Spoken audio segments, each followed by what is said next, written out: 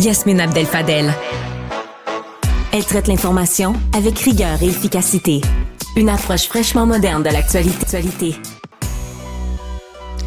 Imaginez passer 29 ans en prison. 29 ans en prison et vous ressortez de la prison, vous devez vous réinsérer dans la société. Mais tellement de choses ont révolutionné cette société. C'est ce qui est arrivé à Colin McGregor, ex-détenu ayant passé 29 ans en prison. Et il est avec nous. Bonjour, M. McGregor. Bonjour, madame. Vous avez passé 29 ans en prison. Rappelez-nous rapidement les circonstances et le crime que vous avez commis qui vous a mis derrière les barreaux. J'ai commis le crime le plus exécrable qu'il y a. J'ai tué mon ex-conjointe après une séparation. J'étais sans abri, j'avais faim, je souffrais des problèmes, j'étais dans des institutions psychiatriques avant, mis là par ma femme. Et j'ai aucune excuse, c'était un crime effroyable, je l'ai fait. Et puis je suis rendu immédiatement à la police et je l'ai dit, tue-moi, je viens de tuer mon ex-conjointe. À Ottawa, en 1991. Presque 30 ans en prison, 3 décennies. 3 décennies. C'est beaucoup de temps pour penser aux crimes qu'on a commis. C'est beaucoup de temps de penser aux crimes qu'on a commis et mes pensées ont beaucoup changé depuis particulièrement. Je vous invite à vous rapprocher du micro pour qu'on vous entende très bien. Oui. Alors, je vous ai dit, vous y avez pensé, mais avez-vous pensé à l'après-prison? Avez-vous imaginé à quoi pourrait ressembler votre vie une fois que vous n'allez plus être derrière les barreaux? Au début, non, parce que j'imaginais jamais sortir de la prison avec le crime exécrable que j'ai commis. J'avais aussi une vision de la vie très différente que c'est aujourd'hui, parce que mes souvenirs de la vie libre étaient les souvenirs d'un homme qui a vécu dans les années 80. Avec une Montréal dans ma tête qui existait en 1988 quand j'ai déménagé à Ottawa et le Montréal quand je suis sorti. Je suis pas sorti, ils n'ont pas ouvert la porte après 29 ans. Ils ont dit va dans le monde, fais d'argent et trouve un appartement. J'ai eu plus de 300 sorties de prison pendant le jour avant d'être libéré par la Commission des libérations nationales. Alors quoi, vous sortiez le matin, reveniez le soir? Parfois, ou avec des groupes. Parfois avec des groupes aux services religieux et aux différents organismes communautaires. Souvent à Hochelaga-Maisonneuve où je travaille maintenant pour le Café Graffiti. Aussi, j'avais un emploi à Hochelaga-Maisonneuve. Je quittais la prison chaque matin. Je prenais l'autobus. Ça, c'était une aventure au début. Et je retournais le soir en prison. J'ai fait ça. Puis il y avait la crise de la COVID et tout ça a été coupé. Et vous êtes revenu en prison ensuite, avant d'être libéré d'office? Oui, évidemment. Ça fait combien de temps que vous êtes libéré? Ça fait un peu plus de 3 ans. Et est-ce que aujourd'hui, vous considérez que votre réinsertion sociale est complétée? Non. Non, je pense que ça sera jamais recomplété. Je me lève le matin parfois en croyant que je suis en prison. Et la prison, la chose la plus importante à retenir de la prison, c'est vous rentrer dépendante. Tout est fait pour toi. Ta nourriture est faite pour toi.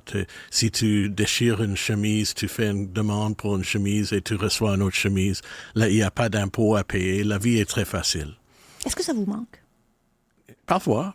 Mais depuis que j'ai entendu des autres ex-détenus, la prison a beaucoup détérioré depuis que j'étais là. C'est beaucoup plus tendu et ils ont serré les vis et c'est plus restreint que c'était. Puis je fais mon atout pour rester dehors.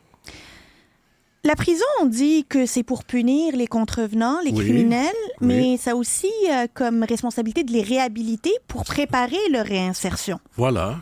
Qu'est-ce que vous avez fait concrètement pour assurer une réinsertion réussie? Tout d'abord, j'ai fait beaucoup de thérapie avec des psychiatres et des psychologues. J'ai enseigné en prison parce que j'ai des diplômes universitaires. Je suis décidé de me consacrer. Quel diplôme, dites-nous? J'ai un bac en philo de l'Université de McGill et un certificat en 2e cycle en administration publique de Carleton.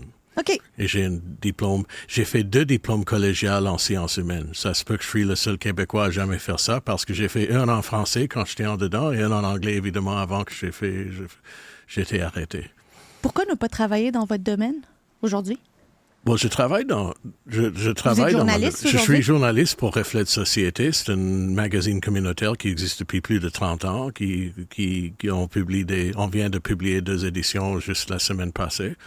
J'ai été très honoré et surpris d'avoir été embauché dès ma sortie, mais j'ai écrit pour eux depuis 2009 derrière les barreaux. J'ai écrit des livres, j'ai traduit des livres, j'ai écrit une chronique dans le magazine, puis ils m'ont venu me visiter en prison, puis me connaissaient ma feuille de route avant et après mon incarcération aussi. Sortir de prison, c'est pas facile. On imagine tout le monde qui a passé beaucoup de temps en prison, c'est comme s'il faisait un party une fois qu'il sortait.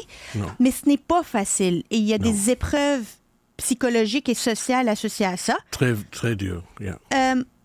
Vous sortez de prison, vous êtes un homme libre.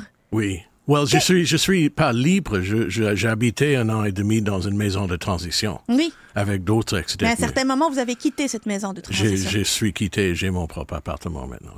À quoi on pense? C'est quoi la première chose qu'on fait lorsqu'on a été 29 ans derrière les barreaux? On est tellement étourdi qu'on ne fait pas grand-chose. J'avais toujours pensé que j'allais à McDo et prendre McDo ou quelque chose, mais j'étais tellement étourdi que j'ai juste parlé avec le personnel à la maison de transition pour me rendre à l'aise. J'étais très chanceux dans le sens que j'étais libéré au plein milieu de la crise de la COVID. De la pandémie. Ça? Oui, parce que c'était une bonne étape intermédiaire. Tout le monde à l'extérieur a dû vivre comme ils étaient en prison. C'est vrai. Vu de même, c'est vrai. Il y a des flèches partout qui te disaient où marcher. Il y avait toutes sortes de règlements. Il y avait des directives, la supervision. Les couvre-feux. Les couvre-feux, comme en prison. Puis je suis sorti à un monde qui ressemblait pas mal au milieu carcéral. Parlons de votre rapport avec la technologie. Oh, je déteste ça. Mais vous êtes sorti et c'est Internet, les cellulaires, tout le monde est connecté, les réseaux sociaux. Tout ça n'existait pas avant. On avait la télé. On a la télé en prison. On a le câble. Puis on voyait que ça existait, mais on n'avait pas le droit, évidemment, d'utiliser la technologie. Quand il y a un téléphone cellulaire dans une prison, ça fait tout un scandale. Illégal. C'est un scandale. C'est dangereux pour les gardiens. Tout le monde capote. Mais... je trouve ça. Quand j'étais avant mon arrestation, quand je travaillais pour des industries et les journaux et les stations de radio, j'aimais prendre le train parce que tu étais introuvable sur le train. Il n'y avait pas de téléphone. Plus aujourd'hui. Tu n'es jamais introuvable. Est-ce que vous avez un cellulaire maintenant? J'ai mon cellulaire maintenant, oui. Est-ce qu'on apprend rapidement à retrouver les réflexes technologiques qu'on a tous développés et qu'on prend pour acquis? Non. Mais il y a des ordinateurs en dedans en prison, mais ils ne sont pas attachés à l'Internet. Puis j'ai connu Word, j'ai connu Excel, j'ai même enseigné dans l'école de la prison, j'ai enseigné la faible technologie qu'on avait. Mais non, ça prend du temps et je suis en train d'apprendre toujours. Par exemple, cet article dans le Journal Montréal et le Journal Québec, c'est déjà sur leur site web. J'ai essayé de le partager avec du monde et je pouvais pas. Vous n'arrivez pas? J'arrivais pas à faire ça. Peut-être après l'entrevue, je vais demander à un de vos producteurs On va vous aider. Exactement. J'ai une autre leçon. Sortir de prison après 30 ans, est-ce qu'on retrouve sa famille? Est-ce qu'on retrouve son milieu social qu'on a connu avant de rentrer en prison? Mais j'étais une mauvaise influence sur mon milieu social et mon milieu social était une mauvaise influence sur moi. Puis j'ai décidé de recommencer à nouveau. Ma famille a coupé des ponts durant mon procès. Ils pouvaient pas aborder ce que j'ai fait.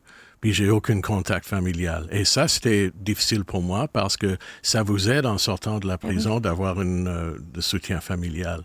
Ça fait partie d'une raison pourquoi j'ai passé 29 ans derrière les barreaux. C'est plus facile on peut comprendre d'où ils viennent. C'est plus facile pour la commission de libérer quelqu'un qui a un grand soutien familial, réseau. J'ai dû construire des réseaux autrement.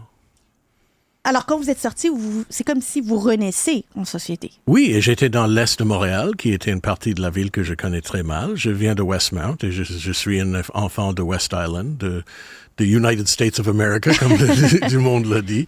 Puis de travailler à Hochelaga-Maisonneuve, d'habiter ma maison de transition était à Mercier.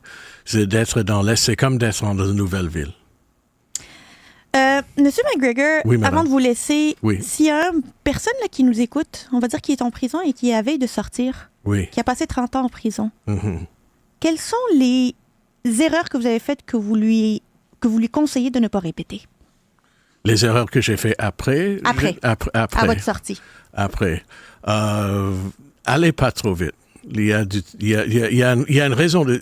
OK, ça, c'est les conseils que je donnerais, c'est le suivant. Travaillez avec les personnes qui sont aidantes parce que on manque une certaine confiance aux autres quand vous êtes en prison parce que c'est